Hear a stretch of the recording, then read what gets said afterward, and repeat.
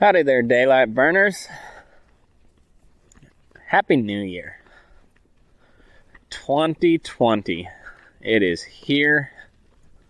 Hopefully your 2019 treated you well. I know mine was pretty dang good. I can't complain a whole lot.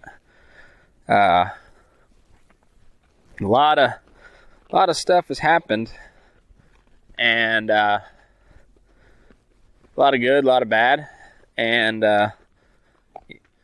beyond that, a lot of really hilarious, entertaining shit went down. So, if you think it was an anomaly, I would say hold your horses, because I don't think you've seen anything yet. I think this year is going to be a doozy. Kind of want to just recap 2019 and talk about 2020 moving forward. So there was a whole lot of shit that happened, like really a massive amount of shit that went down, and I could probably talk for a solid week on what happened in 2019. But I try to narrow it down to about 8 or 10 of like the big topics. And some of them are just your current event type shit. Some of them are directly related to the cattle business. But just kind of the big stories as I saw them this year. So that's what I got planned for today.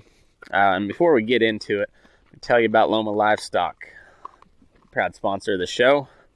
And they're owned and operated by my good buddy George Raftopoulos, managed by CJ Page. You know, good little sale barn there in Loma, Colorado, located at 1369 12.5 Road. They got a weekly sale every Wednesday. Cows and singles starting at 9 o'clock. Feeders followed at 11. They are NHTC certified. And they also do some production sales for Diamond Peak cattle, bull sales, heifer sales, that sort of thing. So it's a really a good thing that George bought that, and they've got it back to a weekly sale, and it sounds like he's doing just awesome work over there. So congratulations to them. If you'd like to consign with them, give them a call, 970-858-9988. And you can also check them out online at lomalivestock.com. So go give them a shout. Tell them you heard about them on the Burning Daylight podcast. All right, let's get into the shit show that was 2019. Because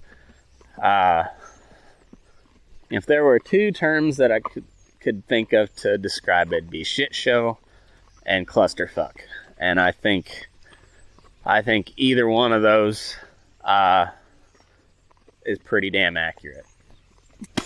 The overall giant news story of 2019 is pretty obvious. I think you know where I'm going with this, but it is the impeachment of Donald J. Trump.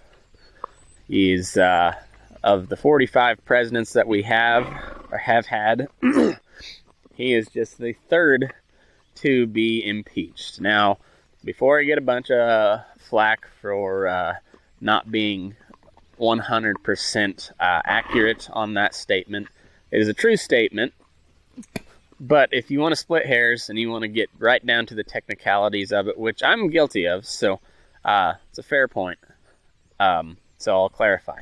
He has not been fully impeached yet. They voted to impeach him in the House of Representatives, and now they are withholding the case from Senate, claiming that they want to ensure a fair trial. But basically, they're trying to hold this impeachment over Trump's head because they know it's going to die in the Senate.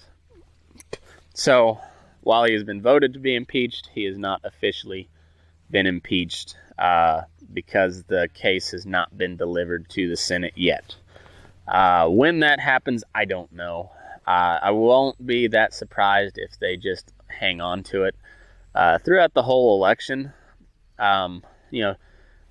do a little bit of meddling, if you will, interfering in our democratic process.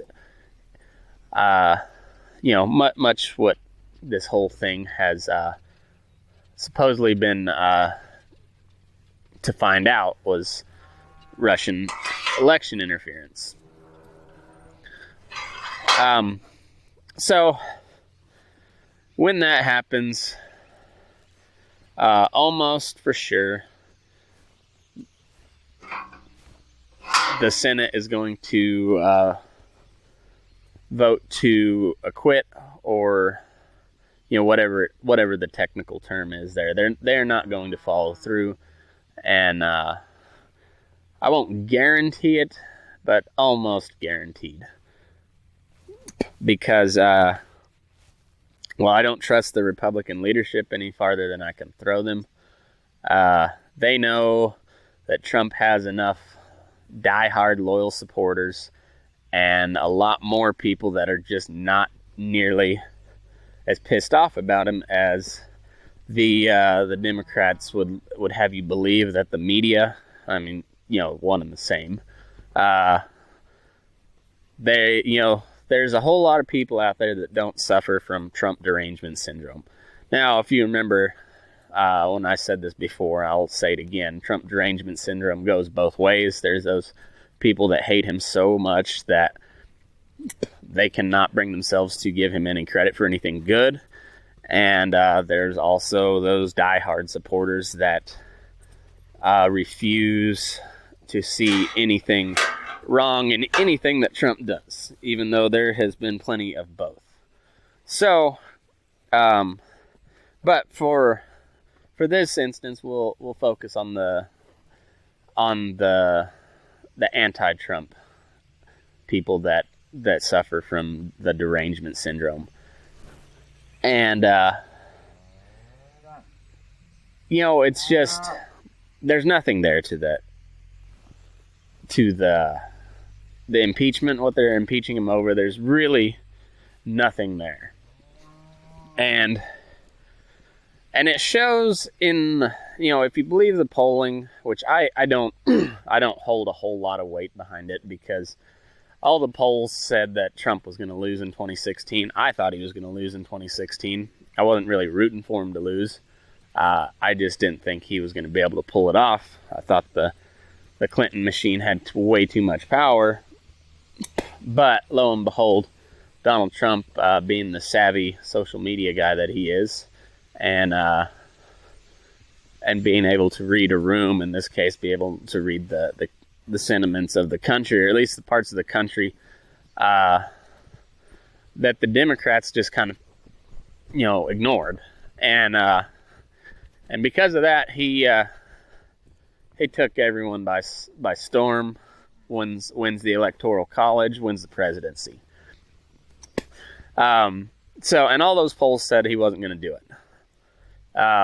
But they were within the margin of error. So while they all showed it a close race, but they all predicted a Hillary Clinton victory. So therefore, that goes to show you that I don't put much faith in those polls. But if you look at the polling as the impeachment inquiry was starting, so when they were getting ready to do the hearings and the testimonies and whatnot, it looked, according to their polls, like I said, I don't believe them, but they showed that a slight majority of the country favored at least moving forward with the inquiry. So 51%, I believe, is what their numbers showed. 51% of the country supported moving forward. And as the time wore on and more testimonies happened and more of their so-called evidence came to light, those numbers basically flipped in the other direction to, by the time they held the vote, about 51% of the country opposed it. So that, going by their own polling, that's a pretty big, it's only like a 2% swing in, I guess, from majority to majority. But it was actually bigger than that, because I think it was like 51% supported moving forward, and then there was like 46% that disapproved. And now that, like I said, that has been inverted. So like a 5-point swing, where now 51% disapprove. They do not support it. And like I said, I don't hold a lot of weight in the polls, but this is going off their own poll numbers. So the people that put these together, they got it wrong last time. They're showing, a slight majority disapproving of it, and that's a huge win for the old Trumpy bear. He, the public support is not there to remove him, and the Republicans know that, so they're not going to do anything. If the polls were reversed, I think you'd see several Republican senators start to maybe not come out in favor of it, but at least start to weaken a little bit. But they're savvy enough that they know this is a losing hand. So that's the big story of the year, and it just kind of it's actually, I guess it's the bow on the big story of the year, is to tie it all together. It's all been about getting rid of Trump this year by the mainstream press, the corporate press, I guess, media, what have you, your big news outlets, and the the entire Democratic Party for the most part, with very few exceptions here and there. But it all started this year with the finalizing of the special counsel investigation. So the Mueller investigation. Bob Mueller, appointed by the Justice Department to investigate whether or not the Trump campaign colluded with the Russians to interfere in the 2016 election. That was released, I believe it was like February. I don't have the date exactly, but it was early 2019. And after 2 years of investigating, between $30 and $40 million, I don't know the exact estimate there, but I've heard 30, 35, and 40 million. So somewhere between 30 and $40 million taxpayer money spent on this deal, and as well as countless man hours, a whole bunch of FBI agents, plus the prosecutors and lawyers and whatnot. A lot of time, a lot of coin to come up with nothing. They found no evidence of collusion with the Russians, and I guess to just at least find something, they made a list of 10 cases where he possibly obstructed justice. How you obstruct justice into an investigation that was bullshit to start with is beyond me, but we've talked about that before. Obstruction of justice is what they hit you with when they got nothing else. And in this case, they could not conclusively determine whether or not to indict him on obstruction of justice. So indictment, bring forth charges. So they couldn't even decide whether or not to do that. They found no evidence to indict on the obstruction of justice. And 2 years of saying that Trump is a puppet of Vladimir Putin, a Russian asset. John Brennan, who was Obama's CIA director, on national television said that Trump was guilty of treason. Not a light charge to be thrown around. Treason is punishable by death. Ironically enough, this is the same CIA director who was in charge of training and arming the so-called moderate rebels in Syria, who later it turned out to be ISIS. Al-Qaeda first, Al-Qaeda in Syria, and then they morphed into ISIS. And if you just really haven't been paying attention to anything in the news, you may not, you may have heard of Al-Qaeda. We're been at war with them since 2001. And yeah, this guy that accused Trump of being guilty of treason actually is guilty of treason. Literal treason, aiding and abetting the enemy, Al-Qaeda. So you had that for 2 years, and then it comes up with nothing. I mean, just absolutely nothing. And then you have the Inspector General report, which summarizes an investigation into the FISA warrant application process. The FISA being a secret court that issues warrants to spy on supposedly Russian assets. But in this case, it was used to begin surveillance of members of the Trump campaign, the first one being Carter Page, who was implicated in a dossier from Christopher Steele, who was a former British intelligence officer, a foreign asset, literal definition of a foreign asset. So you could make the case that the Hillary Clinton campaign was colluding with a foreign power to interfere in our democratic process, as they call it, our election.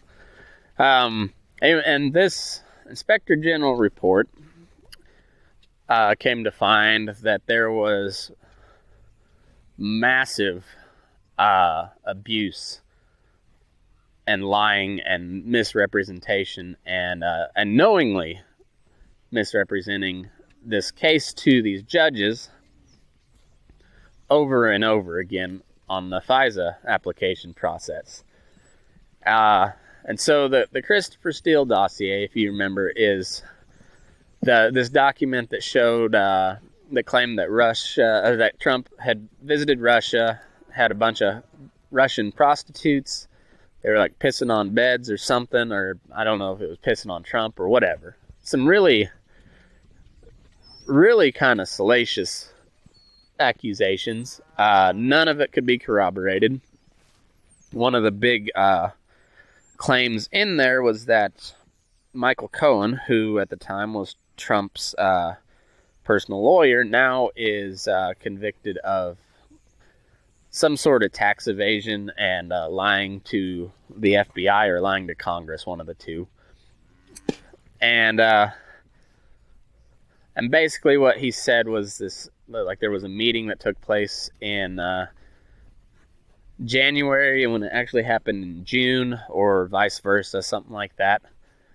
Basically misremembering a date or misstating a date, and they got him for lying to, I believe it was Congress, might have been the FBI. Michael Flynn, who was Trump's initial national security advisor, was convicted of lying to the FBI for something right along the same lines. Basically nothing. And but the whole process started from this Steele dossier, which was found to be almost 100% bullshit. And they also found that the FBI knew that when they applied for the FISA warrant. So, knowingly misled the courts. And the overall summation, or the summary of this Inspector General report, was that they could not conclude whether it was gross negligence or incompetence, or whether it was done with intent, meaning they meant to do this to harm Donald Trump. Basically meaning it was an attempted coup d'etat, if you will. And so either way, those were the two things they said. It was either this or that. Neither one of them looked good for the FBI and all these people that are out to get Trump. Really, really doesn't look good at all. And then you have the articles of impeachment themselves, which are they voted to impeach him on abuse of power and obstruction of Congress, not going along with this investigation. And the abuse of power comes into play when Trump, on a phone call with Vladimir Zelensky, who is the president of the Ukraine, he mentions that the Ukrainian government should look into this alleged corruption of with the Bidens, which Hunter Biden in particular, Joe Biden's son, in which he was a board member of this Ukrainian natural gas company. Burisma is the name of the company. Hunter Biden has no experience in the oil and gas business at all, but yeah, he was a board member of this company, in which he was being paid, depending on what reports you go with, anywhere from $50,000 to $80,000 a month. So, a lot of money for a job that he seems to be woefully unqualified for. But hey, he got that job when his old man was the vice president of the United States. A little quid pro quo, if you will. And there was a lot of shit going down with Ukraine and Russia. You know, if you remember way back, I think it was like 2014, maybe something like 2012, somewhere in that area. Russia basically annexed Crimea, which is at the time was part of Ukraine. I think the federal government, the U.S. government, would still consider it part of Ukraine, but Russia said, no, it's ours now. It used to be part of Russia anyways. But so they had a civil war going on there. And part of this supposed abuse of power was that Trump threatened to withhold the military aid that we had promised them. By we, I mean our fearless leaders. I forget how many $1 million, but I think it was in the hundreds of $1 million of military aid. And they say that Trump threatened to withhold this until, and also a personal meeting at the White House with Vladimir Zelensky in exchange for investigating the Bidens. The problem is with that charge is the military aid was delivered. It was delayed somewhat, I guess, but it was delivered.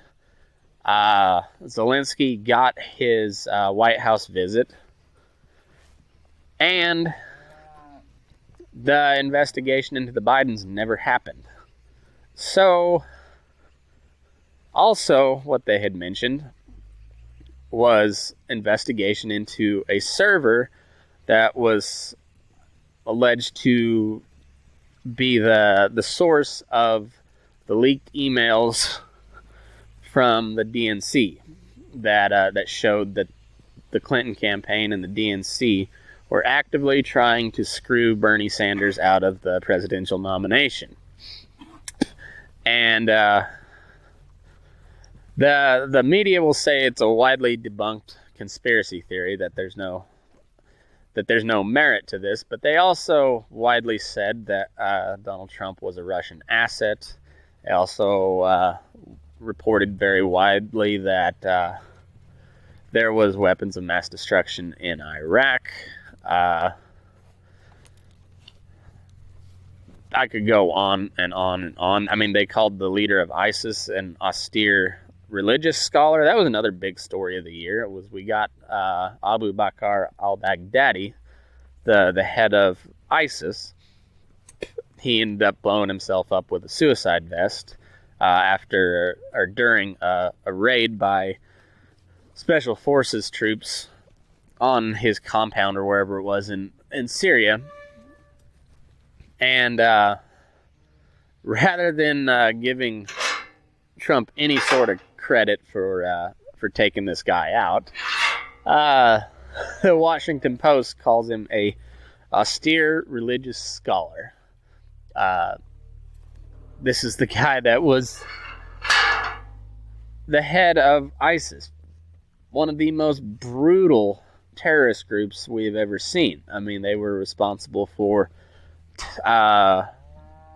executing American journalists, not just executing them, beheading them on camera, posting it to YouTube. I mean, brutal stuff. Just sawing these poor reporters' heads off.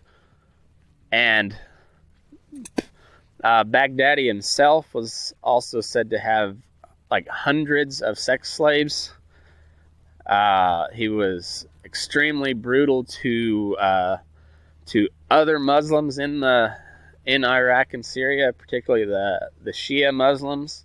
The ISIS is a radical Sunni group, and I mean, just overall, one of the most vile piece of shit humans that the world has seen, at least in my lifetime.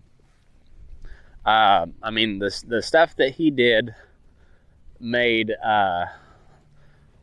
Osama bin Laden seem like a saint in comparison. I mean, he was atrocious, awful.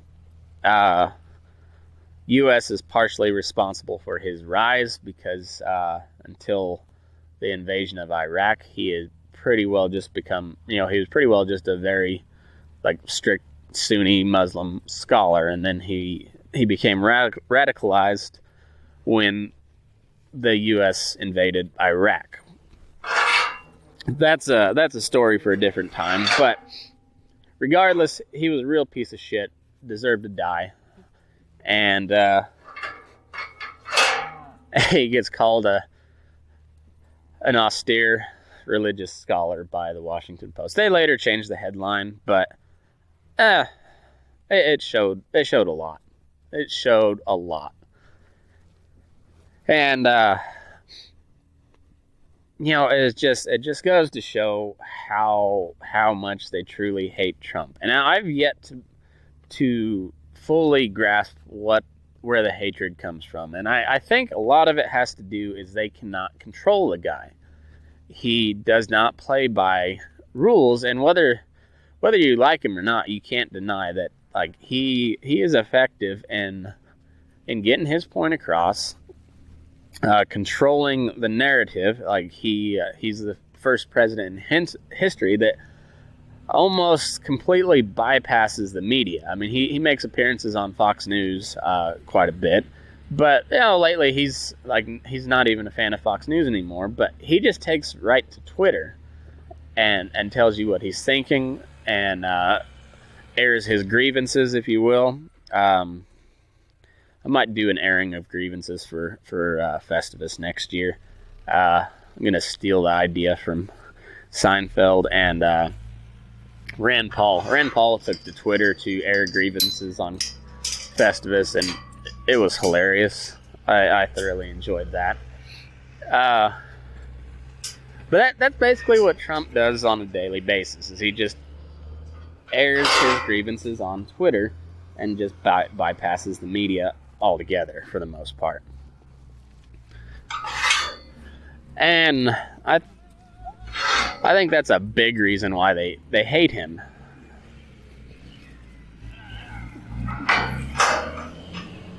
there's a lot of other reasons, and I just there's got to be something else that I'm not seeing, and I don't know. So I just don't fully comprehend the hatred for him. There's a lot of stuff I don't like about him, but in the long run, he hadn't done much different than policy-wise than his predecessors. So it's a strange deal, and it's very interesting to watch. But there's your, kind of your top 4 or 5 stories of 2019, and they all have to do with the impeachment of Donald Trump, or just the overall hatred of the man in general. Some of the other ones that were also really huge, one that comes to mind is the Jeffrey Epstein scandal, which kind of plays into one of my bigger themes of the year, and that being that people just don't trust the media and they don't trust politicians anymore. And that's a great thing. There's been for so long that these politicians and these news outlets could lie to us without any accountability at all. No repercussions, nothing. Every now and then, if the story became too big that they couldn't just ignore it, somebody would have to resign. Al Franken kind of came to mind, and it was really over nothing. It was just kind of in response to the Me Too movement. But overall, these people that have been responsible for almost all of the terrible shit that has happened in our lifetime, they are still there, very much in power, very much doing their same old, and there's been no consequence to that. And I think that tide is finally starting to turn.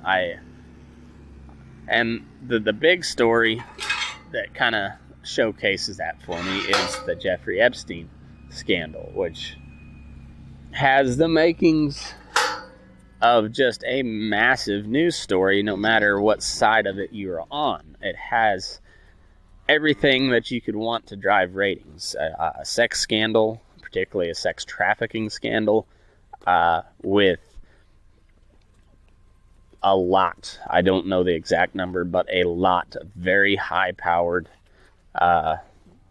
very powerful people that were tied to him, including Donald Trump, but among others, Bill Clinton, and one of England's stupid monarchs, a prince. I think it was Prince Charles. I honestly couldn't tell you. I don't give a shit about any king.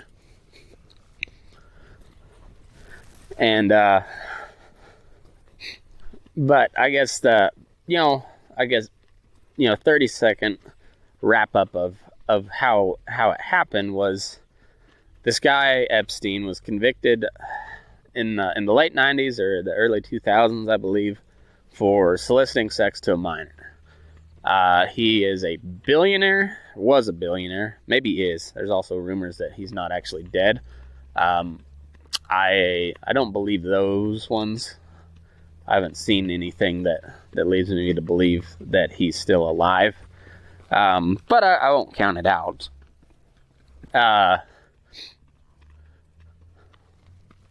But he was a billionaire that, for some reason, nobody really knows how he became a billionaire. When he was convicted for basically pedophilia. Because this wasn't just a statutory rape deal where, he's 19 and the girl's 17 or 16, a couple of young kids, and one of them just happens to be a little too old according to, the arbitrary number set by the law. That's a discussion for another day on age of consent. But in this case, it was a very blatant case of pedophilia. These girls were like 12 to 14 years old, and he was, I believe, like in his like 40s or 50s, some big, huge age difference. And these were obviously minors, and like not on the edge minors, like several years minor. And this guy was given a very, very lenient sentence. Basically, he had work, he had community service, basically. They didn't even have community service. He spent the night in prison and then was allowed to leave during the day on work release. And there was outcry back then about this sentence, and the prosecutor for the case ended up being a member of Trump's cabinet. I believe he's like the Secretary of Labor or something like. But he was like an appointed, like had to be confirmed member of Trump's cabinet. And at the time, he said he was told that Epstein belonged to intelligence. Unsure what that means, but there's rumors that he was CIA, and there's also rumors that he was Mossad, which is the Israeli intelligence agency, and possibly both. None of that has been confirmed, so that part I don't know, but that he is on record saying that that Epstein belonged to intelligence.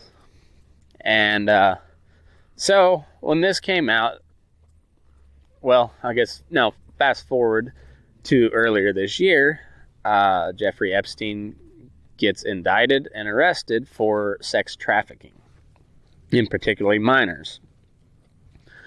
Now, if you've spent any time listening to conservative talk radio, right-wing radio, you've heard about this Epstein deal for quite some time. I mean, it was a pretty hot-button deal because it's a big story.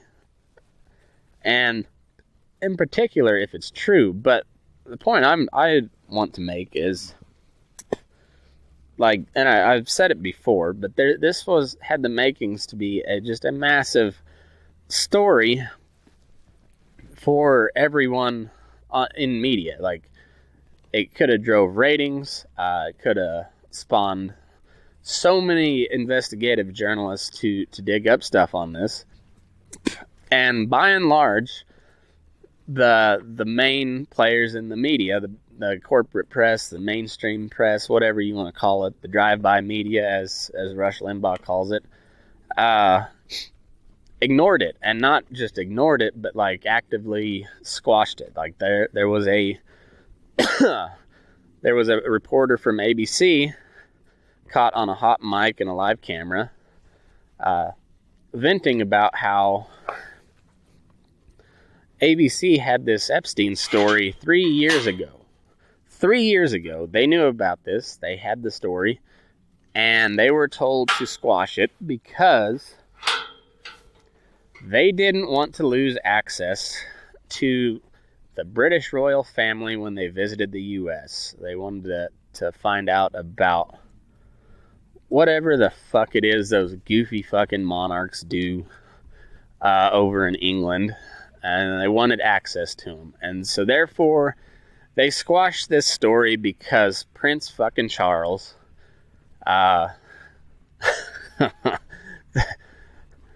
I would be so pissed off if I was a Brit. First of all, I'd be pissed off because I was a Brit. But I would also be pissed off at this royal family that does nothing. They're basically the biggest welfare recipients in the United Kingdom. And then in particular, these like princes and dukes or whatever they call themselves that are not actually the head of the royal family yet. So they really have no power. Like the queen has no real political power. She's just a figurehead. But like the rest of her family is just like a lesser figurehead. They're like, they're on stamps and currency, but that's like really all they have going for them. And but ABC wanted access to that, so therefore they squashed this Epstein story. So he gets arrested, gets thrown in prison. He was awaiting trial, and I don't even know if he was awaiting trial yet. He was like, I think they were still waiting on his bail hearing or arraignment or something. You know, it was the process hadn't started to go to trial yet, and immediately, people who know this story a little bit, myself included, you started seeing R.I.P. Epstein, or, Epstein's about to get suicided because Bill Clinton's implicated in this. Flight records show that he was on Epstein's private plane, which they dubbed the Lolita Express, which was basically a shuttle to his island. I think it was in the Caribbean. But it was nicknamed Orgy Island. And Clinton was on that plane 26 times. And,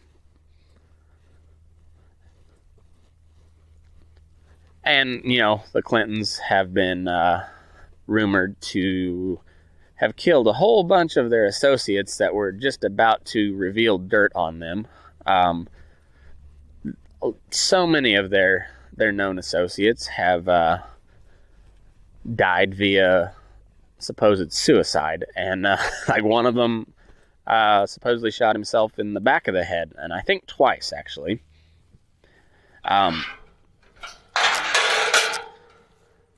Guy must have really, really wanted to die to shoot himself in the back of the head twice. I don't know if that's actually possible. I guess, like, if you want to get very technical, it probably is possible if you just somehow miss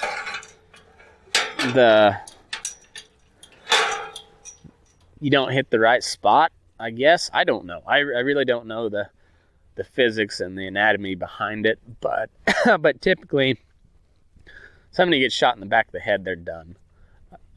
Typically, if they get shot in the front of the head, they're done. But apparently, shot themselves in the back of the head, which okay, I guess that could happen.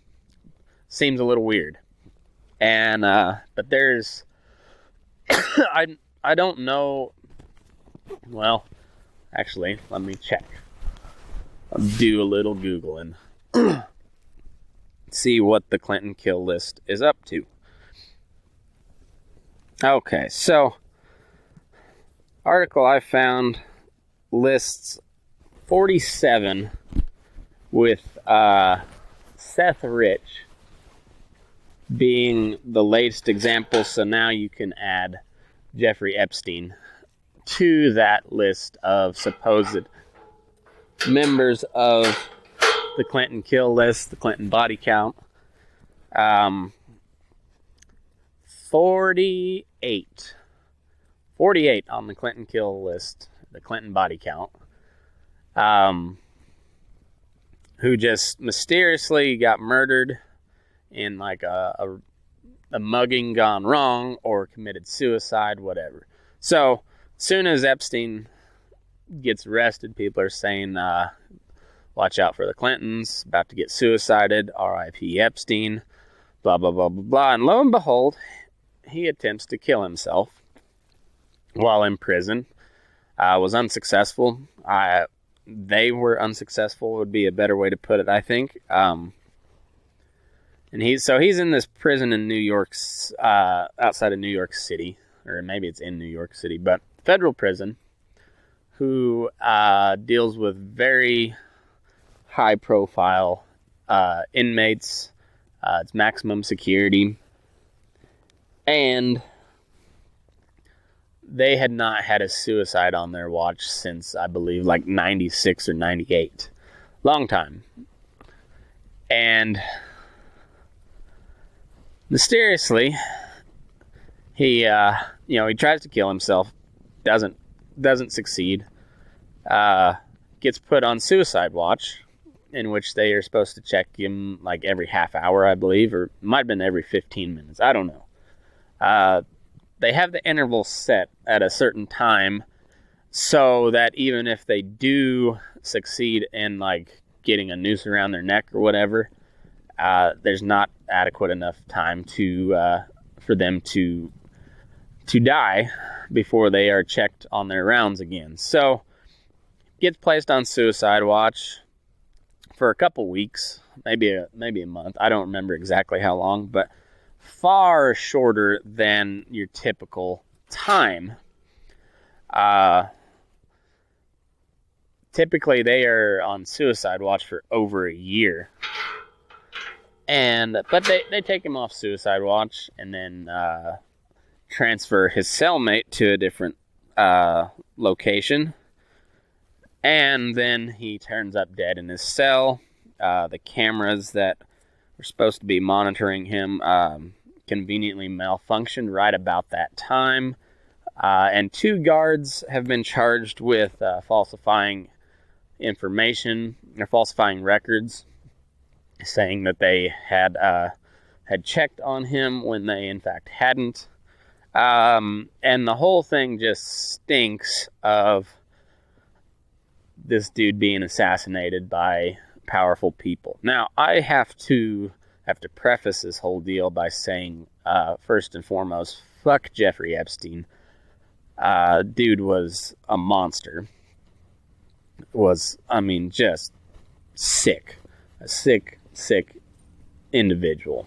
So, fuck him right in the ear hole. I could care less that he's dead. The part that gets me is now this case is just, I guess it's just done. You know, it's closed, whatever. The perpetrator's dead, and life moves on. And that's so the official statement by Department of Corrections or whoever, Department of Justice, whoever's in charge of that. Official statement is that he committed suicide, and it was a lack of competence on the part of the guards. They were understaffed, blah, blah, blah, blah, blah, blah, blah. And so then they just stop reporting on it. Story goes away, and America called bullshit. The internet called bullshit, and you have the rise of the Epstein didn't kill himself memes, which we are very much a part of. Loved them. And so first off, they were funny. A lot of them were really funny. You had people, like, there was even a case of a guy on Fox News saying Epstein didn't kill himself. Hilarious. Like, it went beyond viral. Like, viral doesn't cut it. We had, at the time we shared this video, a horseshoer named Brad Erickson made this video. I could not figure out how to share it from his page to my page.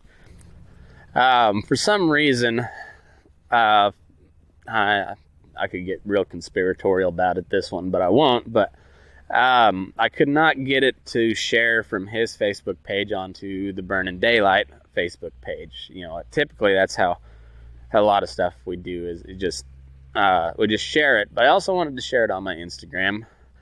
But anyway, I couldn't get it to share, so I ended up downloading it and posting it onto all my social media accounts, and it blew the fuck up on Facebook. I mean, blew the fuck up. Right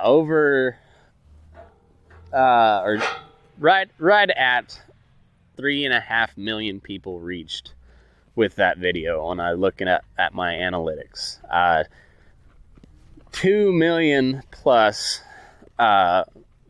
views of that video. So, like, people actually stopped and watched the video 2 million times. And that was just from my page, who at the time had somewhere from like, it was like 1,000 to 2,000, maybe like 2,500 followers. And now I've got over 6,000. And just from a little page like that, blew up. So that shows me that this Epstein deal is a big deal. And just the sheer amount of Epstein memes that you've seen, I mean, it took over the internet. And I think the overall picture on this, the big picture deal, is not so much that they called bullshit on this story in particular, but it's just people are calling bullshit on the media in general.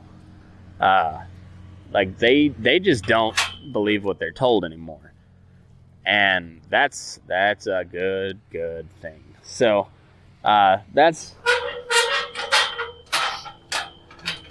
whether anything comes of this, I doubt it. There might be an investigation, but there's a lot of high-profile Republicans, I'm sure, that are implicated in this Epstein deal. So there's a pretty big concerted effort, bipartisan consensus, I would say, to not investigate this any further, because it is going to dig up dirt on a bunch of people that would just rather this thing go away. So I think that's probably what's going to happen, but it was a big deal. It was really cool to see, and we'll still share some Epstein memes from here on out, because people forget real quick, and so it kind of died down, but you still see some popping up, and I think you'll see a resurgence at some point. I don't know if it'll ever be as big as it was, but because of that, like the media actually kind of had to report on it a little bit. They just still didn't do much. They're still ignoring it to the best of their abilities, but the public outcry was big enough to where they had to at least pay some sort of lip service to it, and that's a cool thing. And so I mean, all those stories in and of itself, it just goes to show that America is losing trust in the media and the political leaders as well. And now, not leaders, the elected officials, the politicians. They're not leaders. They're a bunch of fucking leeches, is what they are. But I really think people are they don't believe what they're told anymore, and not. So maybe the tide of things is starting to swing a little bit, and I hope it does. The way it's shaping up, Donald Trump is going to have a big year in 2020. I don't know how else to put it. He's got a lot of shit going his way. He's still got a fight on his hands, don't get me wrong, but I think he's going to have a big year.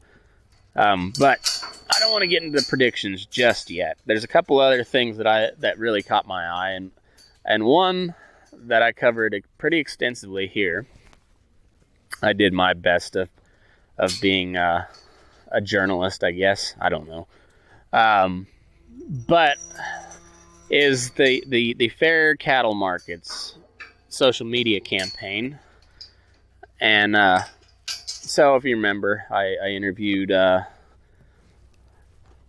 people from RCAF USA, United States Cattlemen's Association, and National Cattlemen's Beef Association, USCA and NCBA, and RCAF. Basically, this whole deal has been brewing for a long time, but the tipping point was there was a fire at the Tyson packing plant in Holcomb, Kansas, plant that I know very well.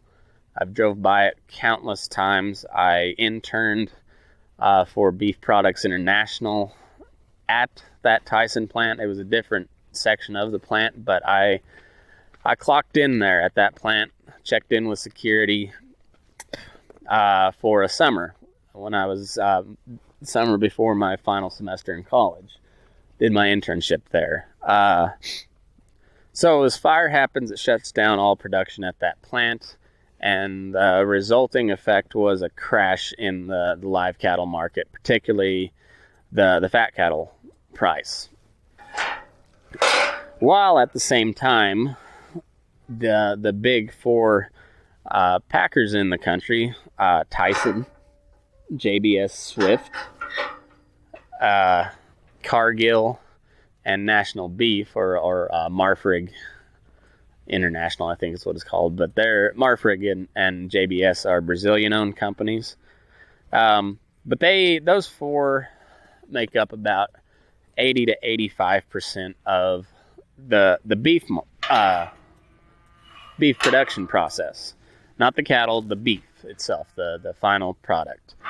And so after this fire, the live cattle prices tank, while at the same time production seems to go up, and these packing giants are making record profit margins, like upwards of $500 a head, while the cow-calf producer is losing money, the feeder is losing money. And so it came to a boiling point, and so the Western Ag Reporter,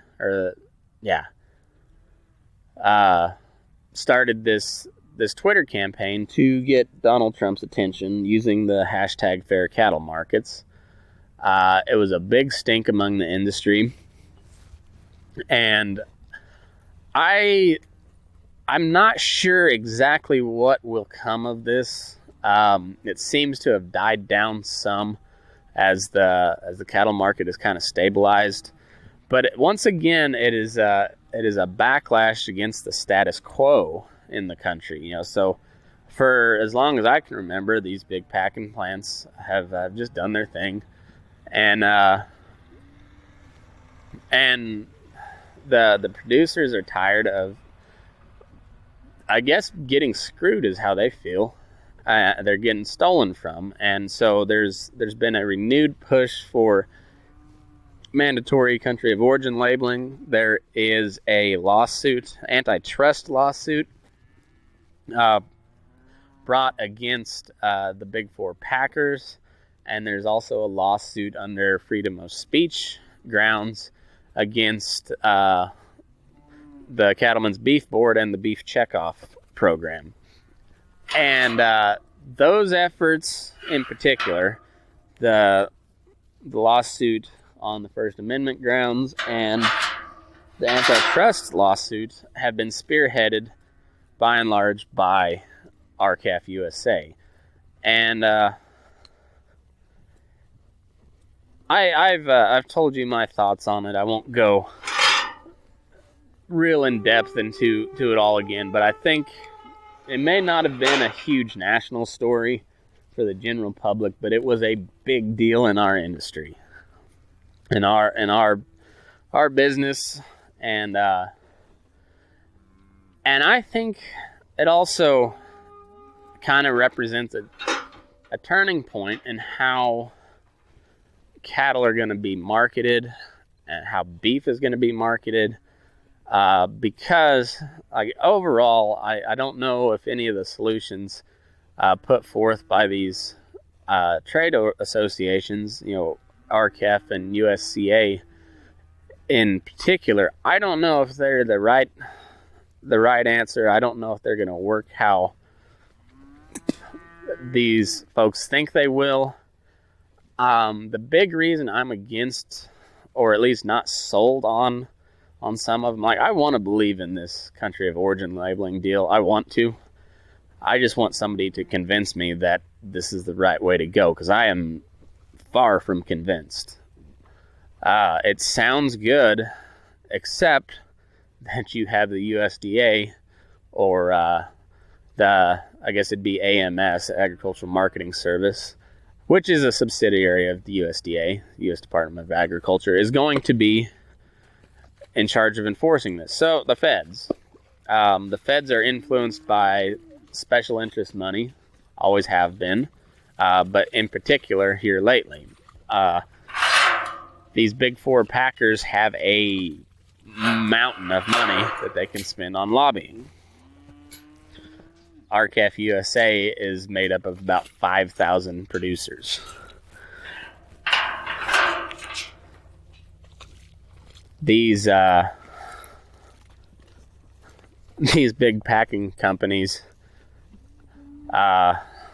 they've got more employees in like 2 plants than RCAF has members.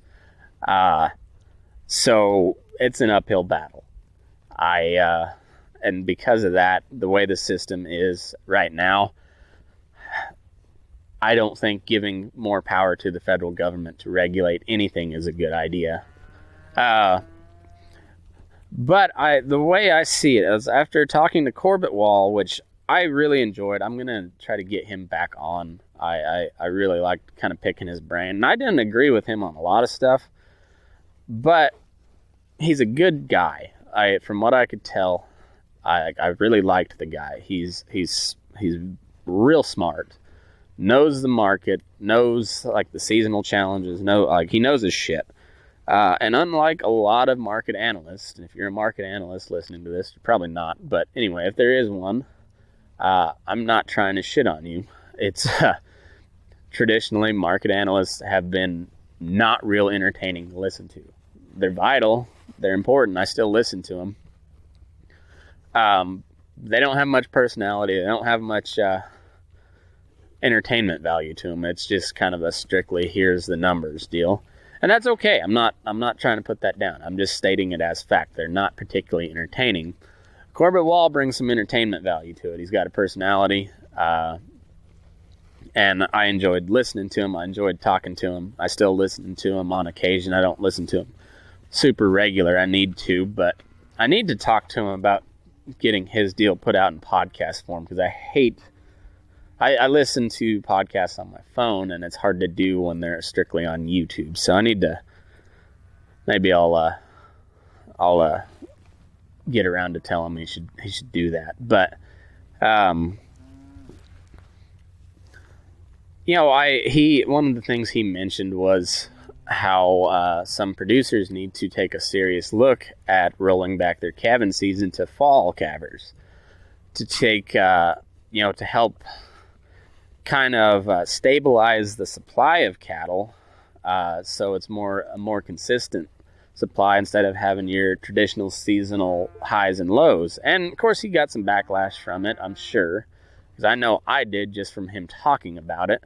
So I can't imagine what he got personally, but yes, it's very well known. If you're gonna calve in the fall, you are gonna feed a ton more in the winter, because that mama has got to produce a lot of milk as well as maintain her body condition through these cold months, and that's going to require a lot of extra feed. So there is a downside to it, but you're also going to be looking at a more favorable market conditions when you come to wean and sell. So there has been some, not a lot, but there's been some chatter on some groups that I'm a member of, and on Facebook, and just some people that I follow. But there's been some chatter of people actually considering this. Another one I think is going to be kind of a big player moving forward is going to be like retained ownership of feeder cattle, and possibly even and I've seen it quite a bit here lately. Pretty small scale, but I've seen numerous examples of this, and that's just direct marketing of boxed beef by the producer to a consumer. So you're one instant, well, two of them that I can think of right off the bat are in this part of the world is 2A Ranch, the 2A Ranch Wife, or 2A Beef. They're located here locally where I am, and they're just a husband and wife. I don't know how many cattle they run. A fairly small outfit, I believe, but they are marketing boxed beef directly to the consumer. Ranch Wives Beef Company, I believe, is the same kind of principal. They're out of Nebraska. And then Kate Bowen with Meadowdale Farms there in Vermont does a lot of the same thing. So I think you're going to see that a lot more. And I think that's a good thing too. I think that's going to really kind of cut into the market share of these big packers, because the millennial market has now captured, or the millennial demographic, I guess, has captured, I believe, a majority of the market share nowadays, with the boomers dying off, and and now the millennials are getting old enough to where they have money, they have some purchasing power, and I think by and large they want to know where their food comes from. They want to know how it was raised, and things of that nature. They want the producer to be transparent with them, and they want to know they have a good quality product. Because of that, I think this country of origin labeling deal might have a chance of getting reinstated. I'm not going to hold my breath on it, but I think it's got a better chance than I thought initially. But I think people would be wise to start, maybe not doing it, but at least looking at doing some direct marketing and retaining ownership and feeding your cattle out on your own dime, rather than weaning and selling. And you're going to see, rather than like a certified Angus beef program, you're just going to have a bunch of little, and maybe some of them not so little, but everybody's going to have their own branded beef, and you're going to be looking at direct marketing. And I could be way wrong on that, but I see that as a thing in the future. So I know I'm looking into doing that myself.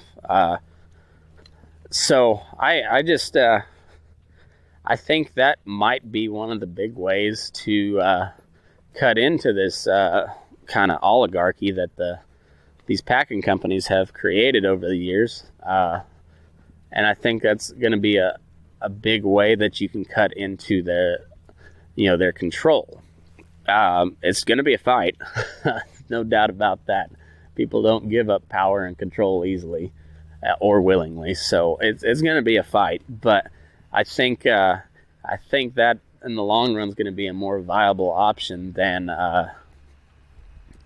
antitrust legislation. I think the more they can do to make it easier for a regional packing plant to open and operate, the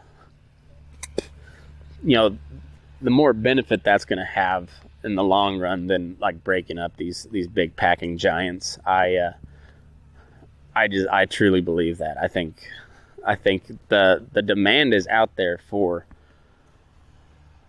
beef with the story behind it, or just meat in general, food in general with the story behind it. I think the demand is there, and I don't think it's being fully capitalized on. So I would say look for that, see that type of deal happen in the near future. That was kind of the big story as I saw it from our business this year. There was flooding and blizzards, and it was a tough winter across the Midwest.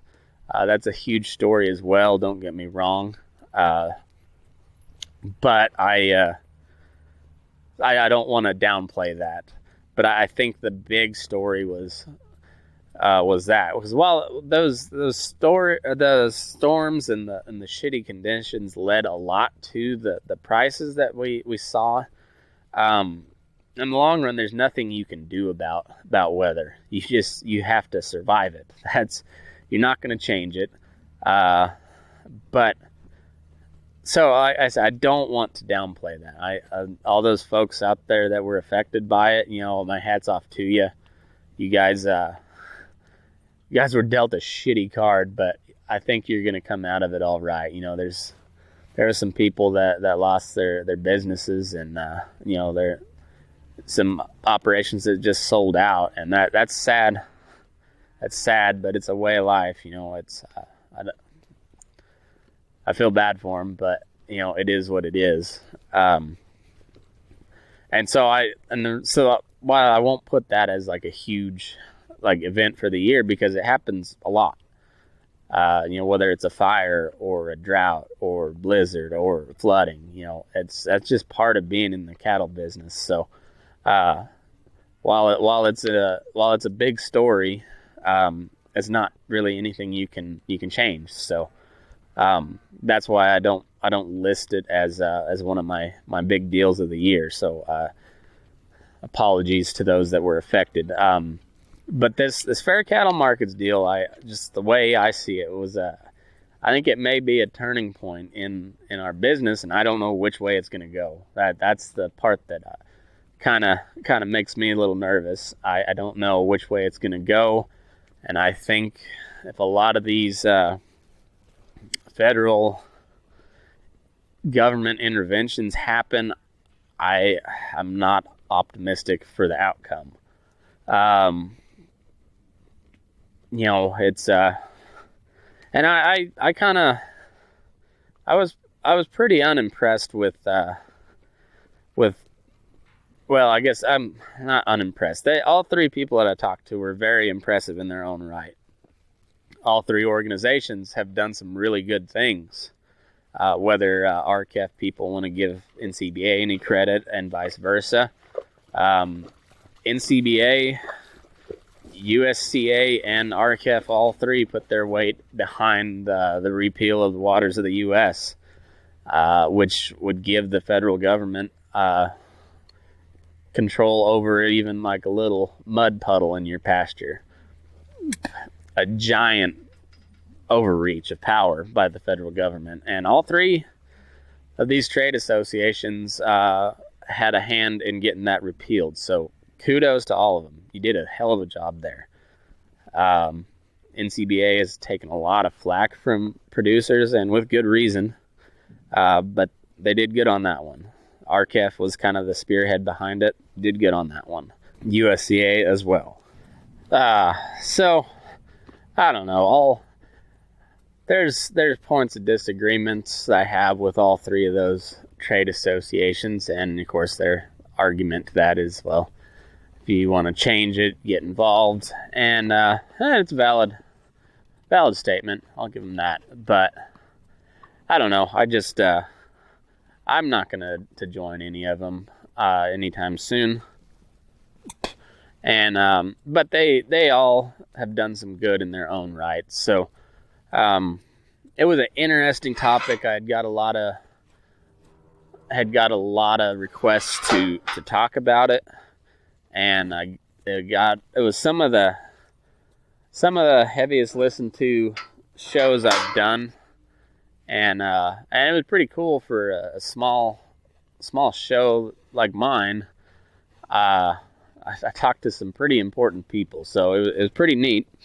And and thanks to all of them for sitting down to visit with me. And I thought there was some good information that came out through it. So and it was just, like I said, I think it's kind of a turning point for the cattle industry. I think I could be wrong, but it was one of those moments I saw that maybe, I don't know, it just seems like maybe people are seeing that you can't go on like this way, and you're going to have to try something different. And whether that something they try is good or bad, I don't know. But it seems to me that, like, I don't know, overall I think kind of the theme of 2019 is it's a tipping point for the country. And I don't mean that, like, the country's either going to be saved or lost by this year. I see it as there's a lot of tipping points going on that have been reached, whether it be trust with the media, or how you're going to market your cattle, or trust in politicians, the way you view the media, the the way you view the president, and the way you view your elected officials. I think a lot of that changes this year, or has changed in 2019, and I think it's yet to be seen whether it's a good thing or not. But that's kind of how I'm seeing it. Let me know if you think I'm wrong or you agree, whatever. I'm open to discussion on this. I'm always open for discussion. Another big national deal that I covered quite a bit is the push for more gun control. I think it's going to reach a fever pitch here in the next couple years, simply because I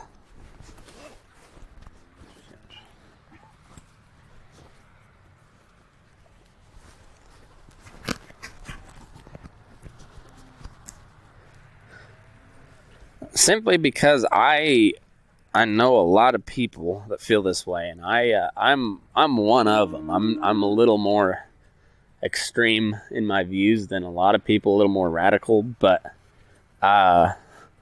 for a lot of your good, just kind of go along to get along conservative folks, guns are a line in the sand. You will not pass this. Like that. This is the hill that they die on, and I mean that literally.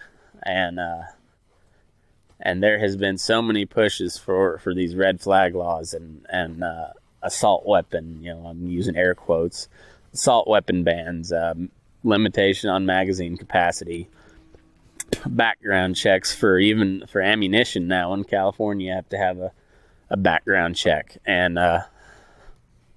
I think that also is reaching a tipping point. And there's been a lot of talk about, the boogaloo or the next revolution over these gun control laws. And while the memes are pretty hilarious, I think there's a lot of younger folks, I want to say in like their 20s or so, that seem to be a little too eager for this boogaloo to happen, because should it happen, it is going to get real ugly real quick. And so I don't wish that at all, but I don't see it as that far. I think that could be a very real thing, and I don't think that's anything. That's something that anybody should be wishing for, but don't discount it either. So I've covered it pretty extensively, and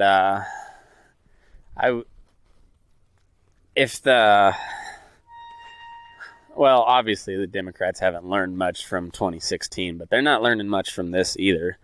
Even though their big time gun control candidates are already out of the race. That Swallowswell guy, Swalwell, I don't even know how you pronounce his last name. Real smug looking blonde dude from California. Basically calling for gun confiscation. Bobby O'Rourke, same thing.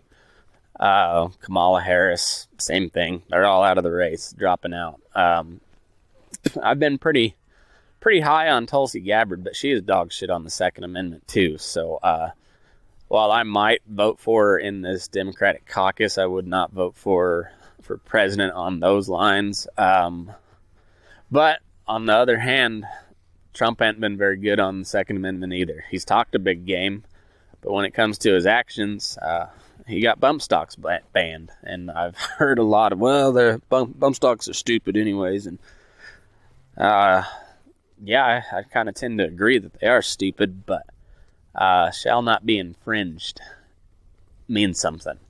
And for all the talk about gun control during the Obama years, he never banned anything. So not that he didn't want to.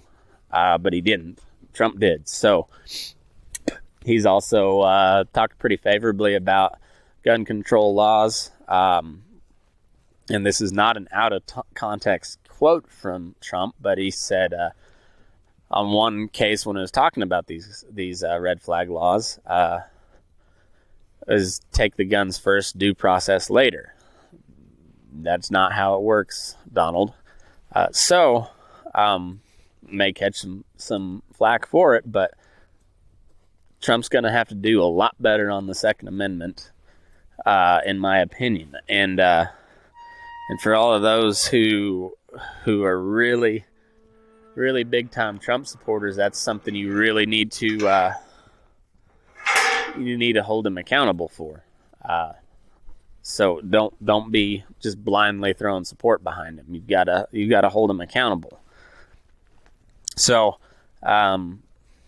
that's something to not just to watch, but like get involved in. Like if your state is considering passing these, or they have already, talked to your local sheriff and tell them, do not enforce these, or we won't reelect you. And especially the sheriffs. Like the police departments are a different thing. Like typically your chief of police or the police commissioners are appointed, whereas a sheriff is elected, and he's the head of that sheriff's department. He answers to the public. If you don't agree with these gun control laws, put pressure on those sheriffs. Tell them do not enforce. There's a lot of these Second Amendment counties, sanctuary counties, popping up all over. The county I live in is one of them, and I support my sheriff for doing that. I support the county commissioners for doing that. But you have to get involved, or it just death by 1,000 cuts. They'll take your liberties and rights and freedoms away one by one without you even noticing it. So you've got to stay involved. I think that kind of wraps up what the big stories for the year were. And I didn't even touch on a lot of stuff, but there is a lot of shit that happened this year. Predictions for 2020, I think it's going to be a big year for Trump. I really do. I think the Democratic Party has gone so far left that they're not going to be able to come back far enough to the middle to, reasonably come back to the middle and capture any of those like moderate swing voters. This might just be wishful thinking, but it might be the end of the Democratic Party as we know it. The ultra left progressive socialist wing of the Democratic Party has gained a lot of momentum. And you're seeing a lot of the big time, like the old, as Pat McAfee says, the old head part of the Democratic Party. They're losing control, and they're kind of in a life or death struggle within their own party. I would say the same thing about the Republicans, but as long as Trump is in office, they're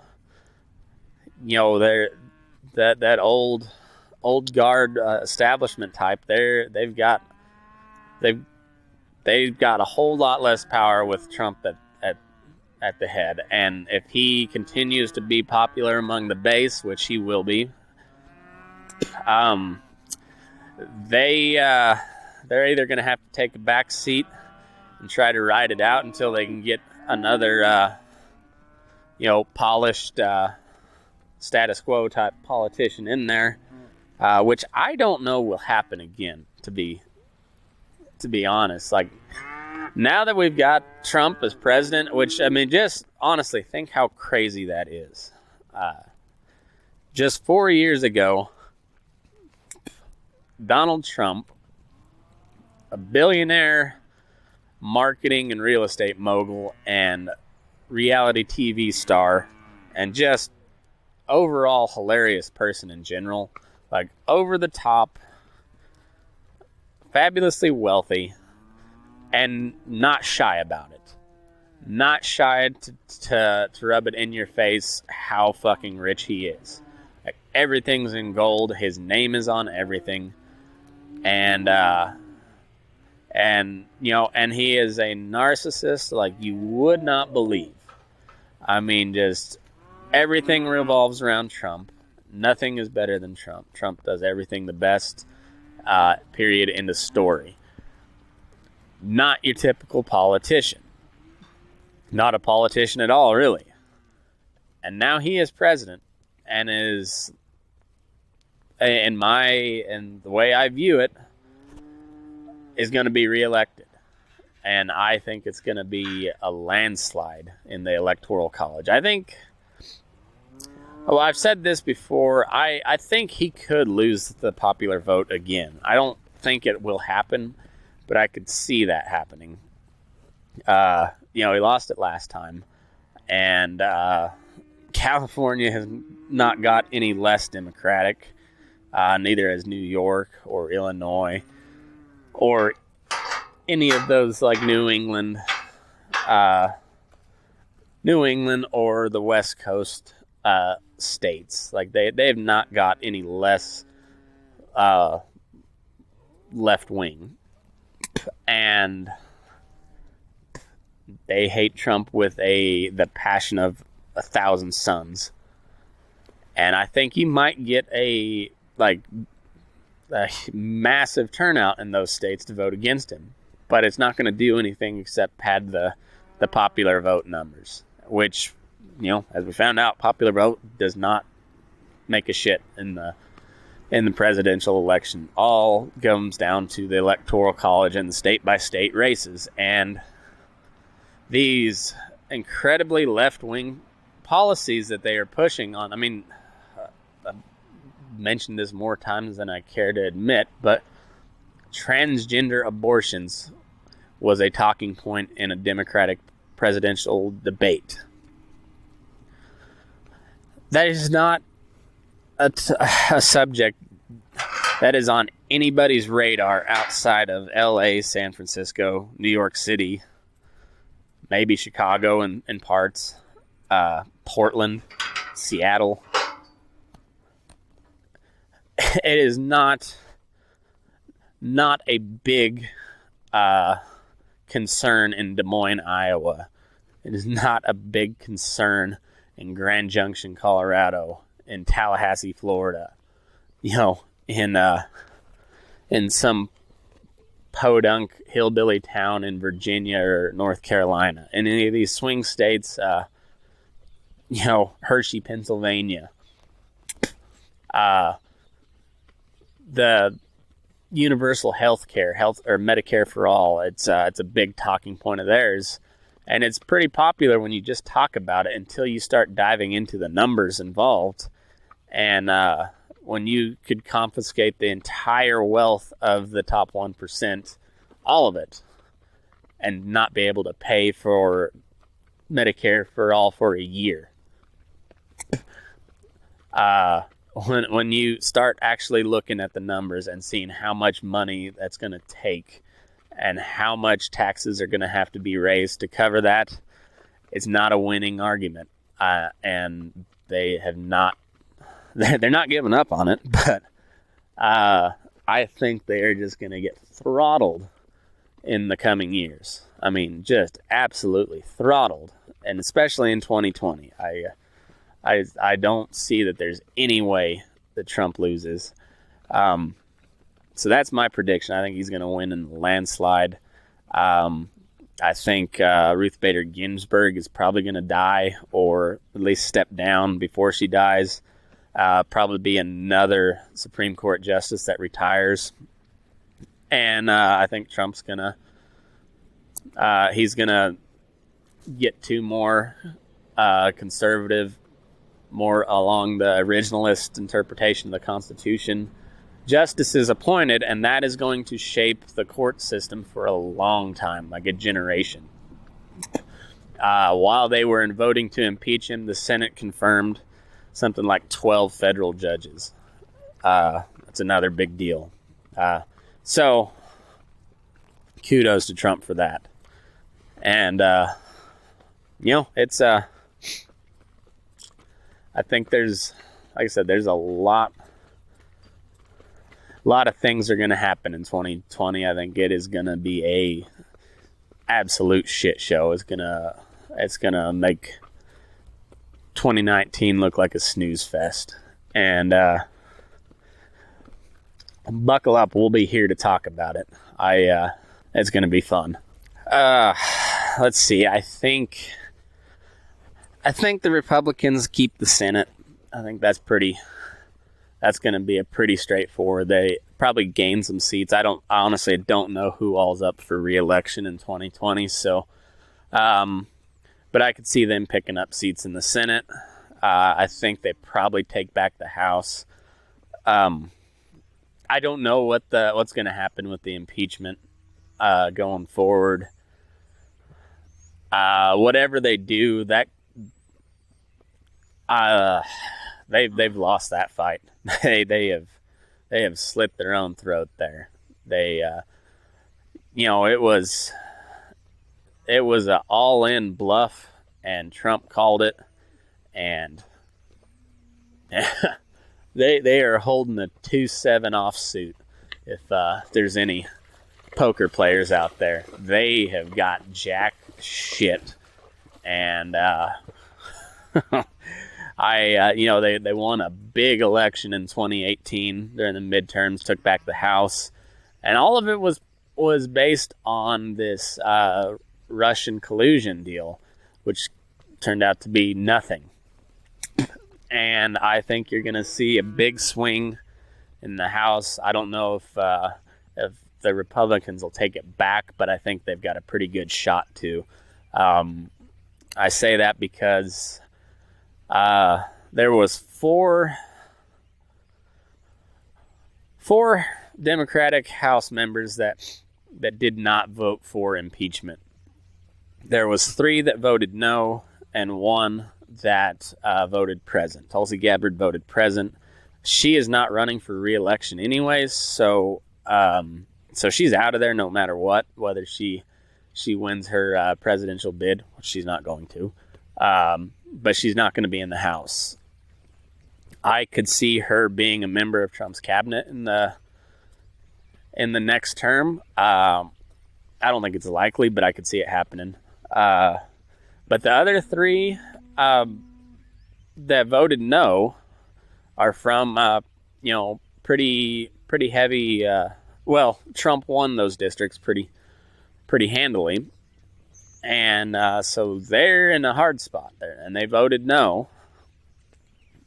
Every other one of those Democrats from like the moderate districts or red-leaning districts, they voted for it, and they got to live with that. So when you look at the public opinion on this impeachment deal, I don't know, maybe they just keep coming at him, and eventually the tide turns, but I don't see it.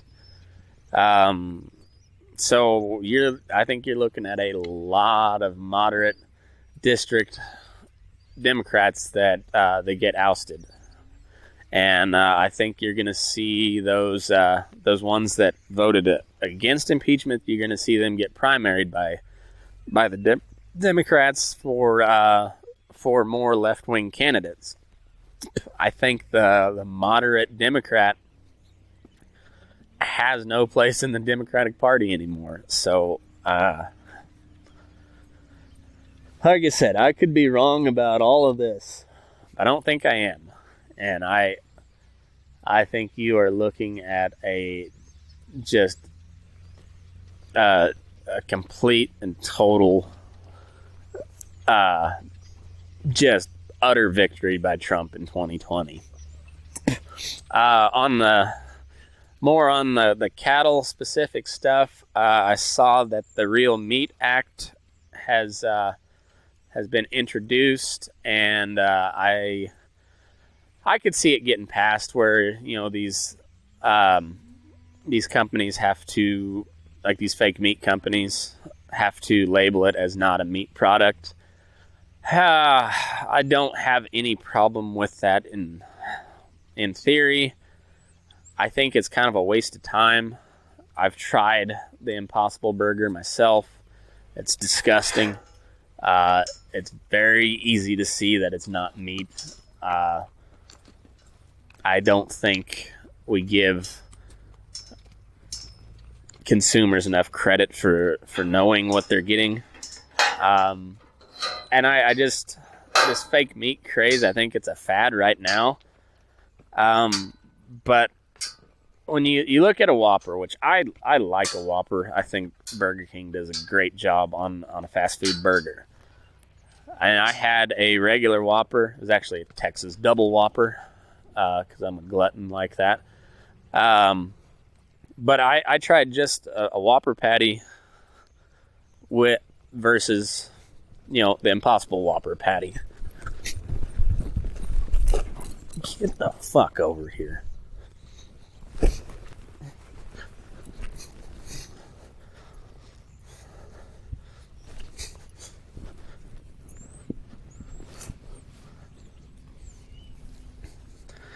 And I think it's a waste of time. It's a feel-good law should it pass.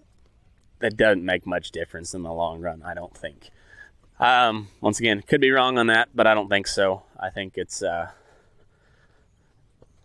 another case of, rather than asking the government to step in, we need to do a better job marketing our product. It shouldn't be that hard. We've got a great product. But anyway, I could see that getting passed. I think it's an uphill fight on the country of origin labeling, but I think it could happen. And as far as this show goes, I'm going to keep putting out 3 episodes a week. You'll get this one today, and I'm gonna just post some old episodes next week.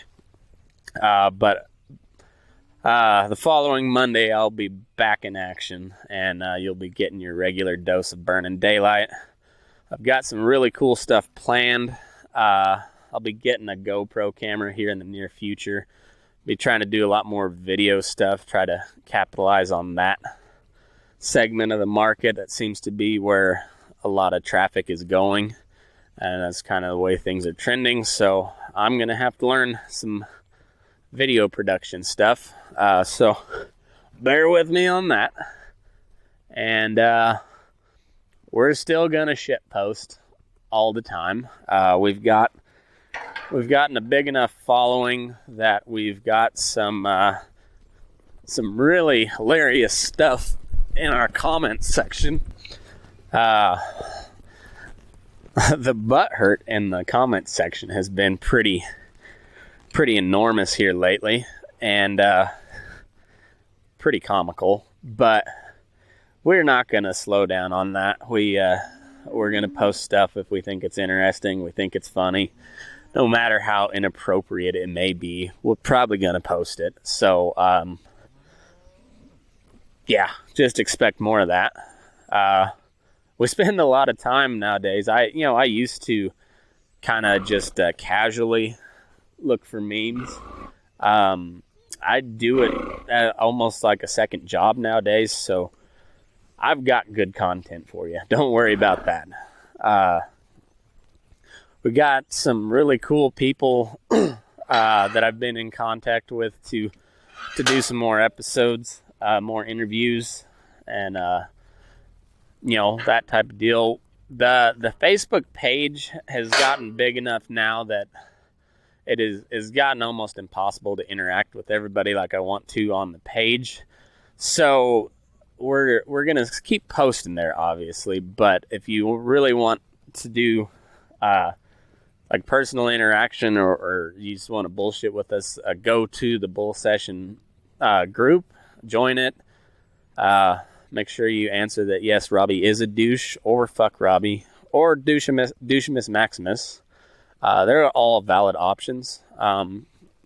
There is no option that says Robbie isn't a douche, so if you don't think he's a douche, too bad. Those are your only answers to get in the group. But that's the best way, or just send us a message to get a hold of us. That's the best way, because we see it a lot quicker in the group, because it's only a couple hundred members instead of 6,000. And then I'm going to be working on something for like a subscription basis. I don't know what yet, but it'll be something along the lines of like when we did the live taste test deal. Whoever becomes like a supporting member will you'll get to join in on those. Like you most likely won't be part of like the live stream, but you'll be able to like follow along with it, and we'll take questions and comments from you and stuff. I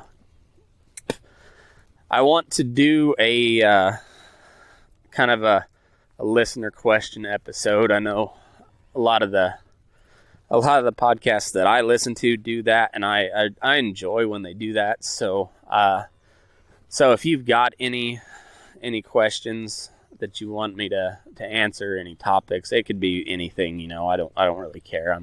I'm pretty fair game about just about anything.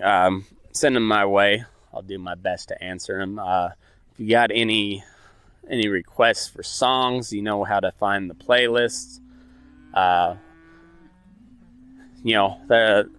There's only been a couple people here adding to it here lately, but it's a pretty kick-ass playlist. I need to get to updating the featured music one, but it's all good music. And if you got guest suggestions and whatnot, let me know. You got events that you think I should go check out, let me know. And I'm going to do my best, and that's part of the reason I'm going to do the subscription-based deal. Like I said, I don't know what exactly it's going to be yet, but I'm working on it. And that's strictly so I can either upgrade equipment or go to these events and tell you about them. It's all to put out good shit for you guys. So if I make a little money on the side, that's great too. But for the most part, it's going back into the podcast. So that's what we got going on. Hopefully you'll start to see some branded content here in the near future. We're officially monetized on Facebook now, or we're eligible and approved for monetization. We just, once we hit a critical amount, we'll start getting some, potential sponsors. So that's awesome. Thanks for you.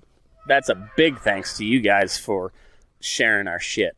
That helps us a bunch, because it drives people to the pages. We get followers that way, and that eventually we're going to get companies noticing us because of that. So keep it up. We'll keep putting out the hilarious content on there. I'll keep putting out all the shit that I talk. And we're going to have a good year.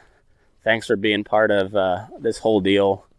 And I can't wait to see what this year brings. Once again, from the bottom of my heart, I appreciate all of you that have stuck it out with us this far. And keep at it. Keep sharing the stuff. Keep telling your friends and family and coworkers about it. And we're gonna have a good time this year. So hopefully we can do some meetup type stuffs if I'm in any of y'all's neck of the woods. And so that being said, if you're gonna be in Elko for Cowboy Poetry Gathering, hit me up. I'm going to be there. I don't know the exact dates we're gonna be there yet. I know we got the 3-day pass for Thursday through Saturday. I think we're probably going to come up Wednesday night, leave Sunday. But we'll be there. We'll be checking it all out. We'll be talking to people. We'll be having fun. We'll be listening to music and poetry, checking out all the trade goods and the trade shows. And I'm really, really looking forward to it. There's hopefully get a chance to talk to some really cool people while I'm there, and make some more connections, and and with that, we'll bring more content. So look forward to that. And if you're going to be up there, give me a holler. We'll grab a drink or something. So thanks again for listening. Go find me on Facebook, Matt McKinley, at MickerMac85 on Twitter and Instagram. Follow the show page, Burning Daylight, on Facebook and YouTube. Make sure you subscribe on YouTube if you haven't already. At Move Your Ass on Twitter, Instagram, and Snapchat. Go check out my website, burning-daylight.com. And we got the meme galleries. We're going to be putting some, I'll be sharing some videos and news stories to there as well. Try to drive some traffic to that in the eventual case I get banned from Facebook and Instagram. I haven't got any strikes yet, but I don't think I'm big enough yet. But it's going to happen. I've seen too many people that share stuff along the same lines that I do get booted, so it'll probably happen. But we got that as a backup. And so go check that out. We'll be having some new merchandise out too. I'm very new on that front, so bear with me. But all in all, we got a lot of stuff planned for this year, and I look forward to sharing it with y'all. So thanks again, and move your ass. We're burning daylight.